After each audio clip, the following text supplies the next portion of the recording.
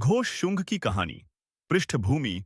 शुंग वंश की स्थापना 185 ईसा पूर्व में पुष्यमित्र शुंग ने की थी। यह वंश करीब 112 साल तक चला। पुष्यमित्र और उनके उत्तराधिकारी अग्निमित्र ने साम्राज्य को मजबूत बनाया, लेकिन बाद के शासकों के समय में शक्ति धीरे धीरे घटती गई। इसी उत्तरार्ध में घोष शुंग का नाम आता है। शासनकाल। घोष शुंग को शुंग वंश का एक स्थानीय या क्षेत्रीय शासक माना जाता है। उनके शासनकाल का उल्लेख मुख्य रूप से सिक्कों से मिलता है, जिन पर घोष नाम अंकित पाया गया है।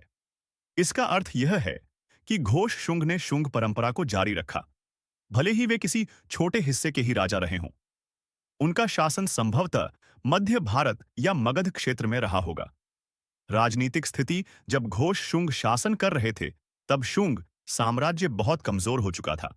पश्चिम से यवन, इंडो ग्रीक दबाव डाल रहे थे। उत्तर पश्चिम से शक और कुषाणों का आक्रमण बढ़ रहा था। आंतरिक स्तर पर भी कई छोटे छोटे शासक स्वतंत्रता जताने लगे थे। इस स्थिति में घोष शुंग को केवल अपने सीमित राज्य और जनता की रक्षा पर ध्यान केंद्रित करना पड़ा। धर्म और संस्कृति। शुंग वंश सामान्यतः ब्राह्मण धर्म के अनुयायी थे, लेकिन उन्होंने बौद्ध धर्म को भी संरक्षण दिया। घोष शुंग ने भी इस नीति को अपनाया।